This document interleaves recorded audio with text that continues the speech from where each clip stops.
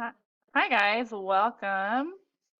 So we're going to talk about Arctic polar adaptations today, but first, before we get to that, we're going to see what we remember from Wednesday when we talked about desert adaptations. So go ahead and pause the video here and take a minute to answer this question on your Nearpod. And then you can click play when you're done and we will go over it. All right, so looking at this question together.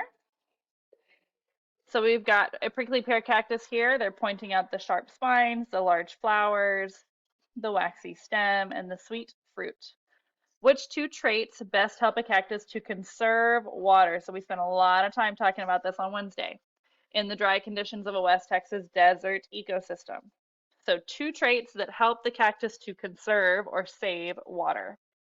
The large flowers and the sweet fruit and the sharp spines. So we did learn that sharp spines do help to conserve water.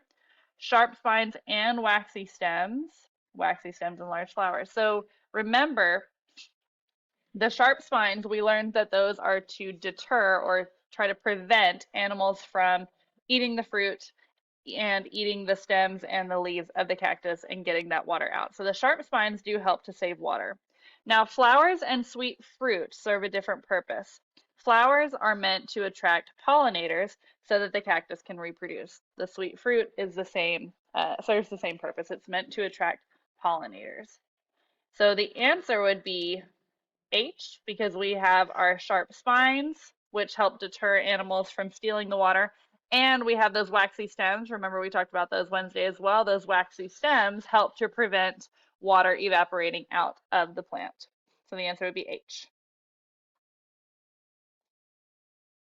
All right, so we are talking about Arctic adaptations today. And my Nearpod is taking a minute to load here.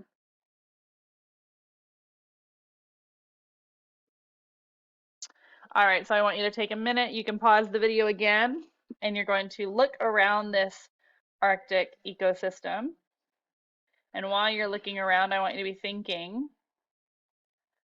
think about what would be the challenges if living here as an animal or a plant. So what are some adaptations that animals and plants are going to need to live here? What are some challenges? What's going to be hard about living in this type of environment? Okay, so I want you to think about that. You can pause this video as you look around.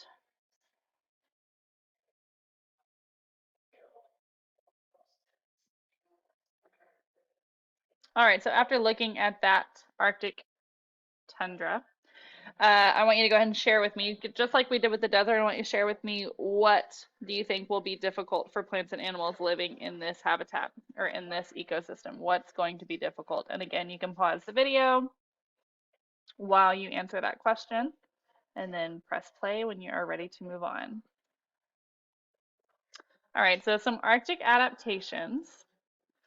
Some things that animals in an Arctic ecosystem are going to need to be able to survive. They're obviously going to need to stay warm. They're going to need to maintain their body temperature.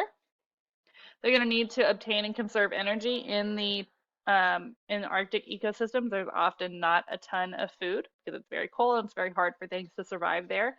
So animals living here, plants and animals living in this ecosystem, need adaptations that can help them to get energy and save energy. They're also going to need adaptations that help them to move across snow and ice. So they're going to need specialized feet, specialized body structures to keep them warm and to protect them from frostbite. All right, so you're going to take a minute here.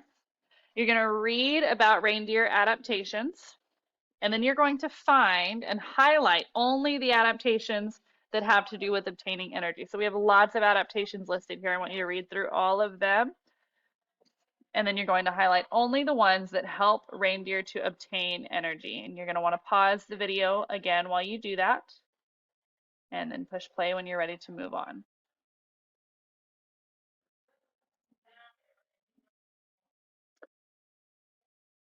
Okay, so looking at some of these Arctic adaptations. So animals in the Arctic, just like in the desert, a lot of them will have specialized feet. They'll have specially designed feet. They all look a little bit different.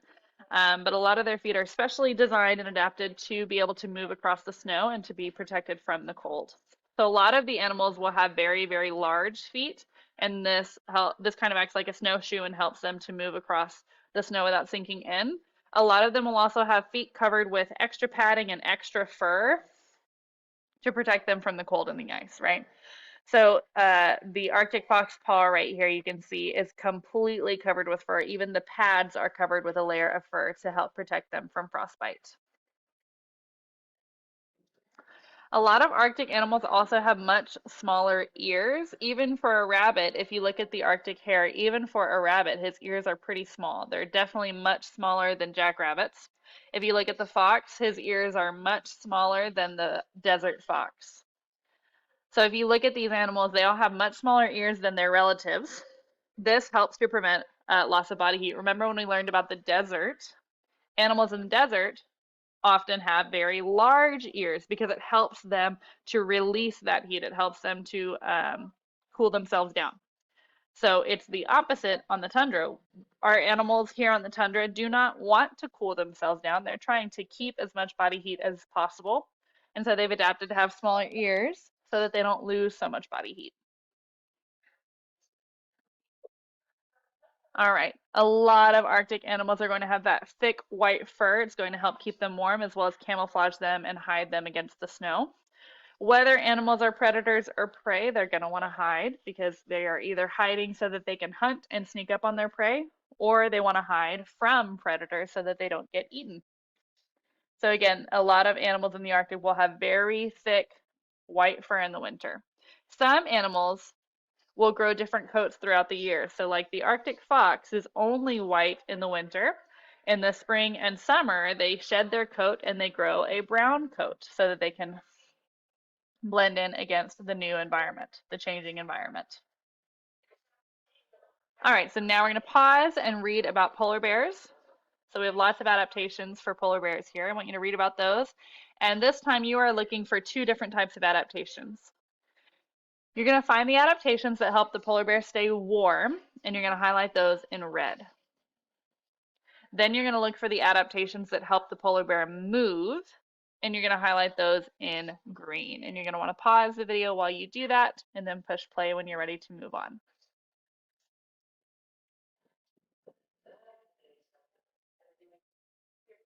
All right. A lot of Arctic animals, especially the animals living in the ocean, in the very cold Arctic Ocean, they have an extra thick special layer of fat called blubber. And this layer of fat has extra blood vessels running throughout it, and it helps to keep them warm. They can also break down this extra fat for energy when there's not very much food in their environment. When food is scarce, when there's not enough food, they're able to metabolize that layer of fat uh, to, to give themselves energy. Okay, some animals will go ahead and migrate out of the area during the coldest parts of the year. So they will leave the area.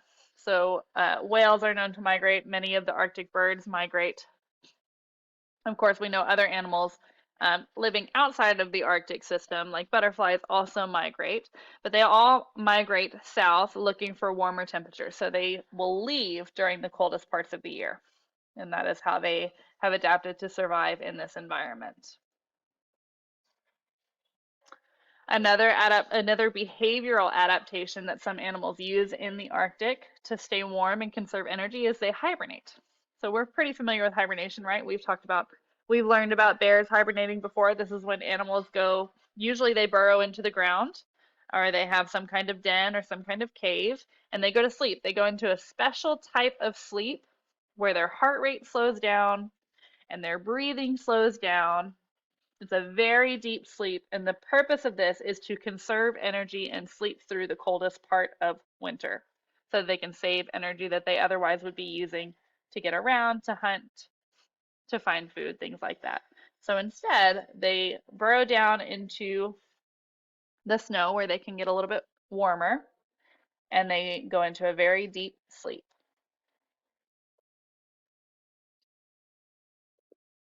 All right, so I'm going to skip this slide, but you are going to pause the video here and watch this video. This goes over several Arctic adaptations. You're going to go ahead and answer questions throughout the video. Feel free to rewind the video at any point if you need to rewatch to be able to answer those questions. And you're going to want to pause my video, the video of me right now. You're going to want to pause this one while you watch the Arctic animal video.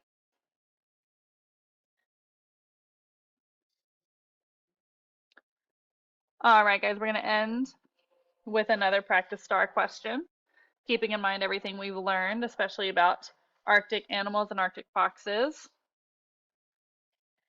Keeping that in mind as you answer, go ahead and pause this video. Read through the question very carefully. Think very carefully about what each answer choice is saying. Pause this video, answer the question, and then push play when you're ready to go over it. Okay, so we have newly hatched chicks of many types of birds, such as parrots, are covered in soft, fluffy down feathers. These feathers contain small spaces where air gets trapped. In some animal species, such as Arctic foxes, okay, we've learned about Arctic foxes, so we're familiar with those. The fur covering the animal's body consists of hollow strands of hair filled with air. The primary role of the air trapped in the down feathers and fur is most likely to. All right, guys, so remember I told you with these adaptation star questions, you have to do some really careful reading and you have to do some inferencing. You have to use what you know. You have to use your background knowledge to make some inferences about what's going on, okay? So we do know about Arctic foxes. We know that their fur is an adaptation that acts to keep them warm on the Arctic tundra where it's extremely cold, freezing temperatures. And this question has even given us a little bit of extra information telling us that the fur actually is even specialized to fill with air to create an extra layer of insulation. So this question is giving us some extra information here. So keeping that in mind, keeping in mind what you know about Arctic foxes and where they live, and what we know about Arctic foxes and the environment that they live in, what are the problems? We talked about how the problems are it's extremely cold and they need to stay warm. And we know that their fur was one way that they keep warm. Now the question is asking about the down feathers. And maybe we don't know as much about down feathers, but we do know about the fur, right? So we can focus on that part. And we can use that comparison to infer the right answer. So if we know that fur helps to keep animals warm, and they are comparing fur and down feathers here, then we can go ahead and assume that the down feathers probably serve the same purpose as the fur. They both act to keep the animal warm. So we're going to keep that in mind as we read through these answer choices. Acting as a cushion to prevent injuries from falls. So this is a popular answer choice. I've seen a lot of students pick this, but you have to keep in mind here, we are looking for something, we're looking for an answer choice that describes not just the feathers, but also the Arctic fox fur. And remember, we already used our background knowledge to think, okay, well, we're looking for something that's talking about warmth, because I know that an Arctic fox's fur is an adaptation designed to keep the fox warm. So cushion to prevent injuries from falls. Maybe I do or don't know if that is going to be an adaptation to help birds, but I do know that that's not an adaptation for foxes. So I'm going to knock out A. Decrease the amount of energy needed for running or flying. So again, think about the structure that they are asking you about. They're asking about us about the down feathers and the fur. So an Arctic fox's fur is not going to help it to fly. It's not even going to help it to run faster. So we can knock out B. Provide a layer of insulation to help control body temperature. So that kind of starts to match with that warmth that we were thinking about. So C looks okay. Supply oxygen to be absorbed through the skin for transport to the lungs. So this is saying that the fur is helping the fox to breathe. We know, especially after the lesson we just looked at, we know that that's not true. So the best answer here would be C.